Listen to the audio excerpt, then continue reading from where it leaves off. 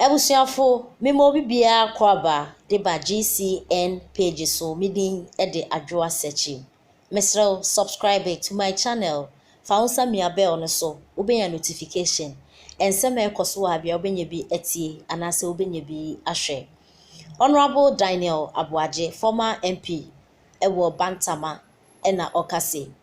Na honorable nsema oka no se yampanka esre se yampapa se Parliament omo eba be pass law we no mo age atum na ba yemra wo Ghana ha no anka be ye de se na honorable ni sem okay na le se ko Parliament House na omo asemre bi omo be semre bi ebebe na ebebe mi nso na sa emra no mo frɛ no end time money laundry law na honorable se emra we last year na eye bill but omo pass na se aban anase na nado e de ne nsa tintim so no sensan na bibia ye okay na se beye law e beye mra e wo Ghana hanum na ye ka Ghana constitution na se be ka ho dia he yala ye ka bibia se sa emra no e kire se wo Ghana ha wo ye Ghana pani wo ye abofra wo ye pani na se wo hwe wo properties bi a wo ejapade bi a wo companies na nyema bi a wo ye wo Ghana hanom ana se nyema bi a wo efie na de ade na so mo keka wo sika bom na se intale bra wewu kura nkeye wo hwe na so wo ejapade na se japade no ye hwa na ye ne bubu a ye keka na se japade asomesi ana so bente ejapade o we ni sika embo abra na kire se wono o ya suspect enti no de ode be ya ono undi na sa abra no mo frɛ no unexplained wealth sa no wo frɛ no enti na eba be yemra na omanya pass de na yemra enti na no wa wo bi o ya saka wo o ya hwan wo hwɛ na wo ya business anasa wo properties bi a wo Ghana ha no omo calculate na say no scan kale sa properties unya na he na just o ya suspect de wode be ye wono wankasa wo mpe eni na figa na fun pele fu manya asem papa pente na musisi mu nanye ena saka wa boys na de na do fientie ensem a honorable Abuaje e de etudwa anase ensem a okan ye nyina corruption fight ne yakase ye jama mampeni e be ginesem o ba akufo ndi the American says our discussion ya dey be yeah say akwa ye no MPP NDC discussion dia corruption no ye be do nkomo 30 years because NDC will come, they will look at where MPP faulted and hit at it. MPP lose an opportunity or better where the NDC faulted and hit at it. Ebansa na be political jigsaw we pia no we up here and understanding the concept is civil servant, public servants and are involved. Yes, involved. They constitute a bigger chunk of the chain of the leaders, the political leaders now some more crack the whips. And then the political leaders no crack the whip no a bedding. They also can say a dear of society, yeah. The entire maker said, the 2 years will be inside. We can't just leave it there. Maybe develop it. The entire maker said, Mema. What you could yaka hospital bed na make am wasem hospital is no bed tama na politician na wodi animu ko na wodi ni sika no wodi en sa sika no ko fa yifa na otua. Our lives are connected together. Into the woman is a bed, you know. Yes. Make a 100. Yes. Make a 100. Yes. But me 250. Make me the 100 sika to 50. Map a coin be so I yankrata. Seven me be I fine. Now me the 50 in this kind of kupiaka. I never know when you baby na. And the Yakoya na ya buy. Yeah, who's a 7 producer. Koto, you to pull him down, pull her down.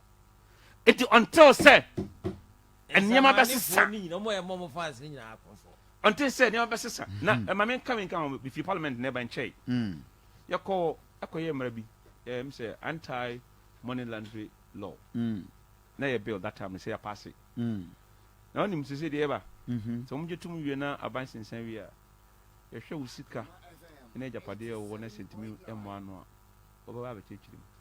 I think that's a very powerful. It's called unexplained wealth. Okay. Because you want mabru you to nkitinkiti Say bia. Kofi ye hwe wo sika wunya. Oh no, ma mefa no what finance ministry. Ma mefa aweho sem ba ko aba eye adwuma sese within the various MMDCs. President Mills abeso. No introduce o GIFMIX. Yeah, give me. Say, no dear, a system be the monetary lines no yet very effective across board. Enti ebetimi ate sa inflation in your corruption no dey buy.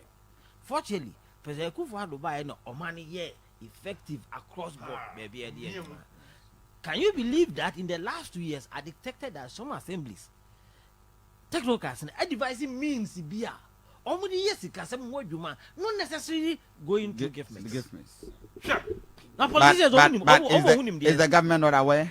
Sure. Heads of authorities aware. Politicians Because when it says I give me is a contract. Man, do it. Down also yes.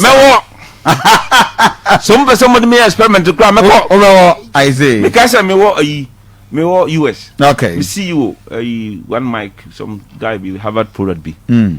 No, cause Daniel, you could diagnose me yesemenya cancer. Okay. Na my sign to the hospital say omo mi wa mo family experiment. Mo family research ne kaka. No fa American driver's license to me indicate say I mean for my accident ban say omo hwe na won sorry I tutu akoma no sa fam obi. Wow. Why not? Entino What's wrong with me? Very lovely and interesting. Thank you. Now,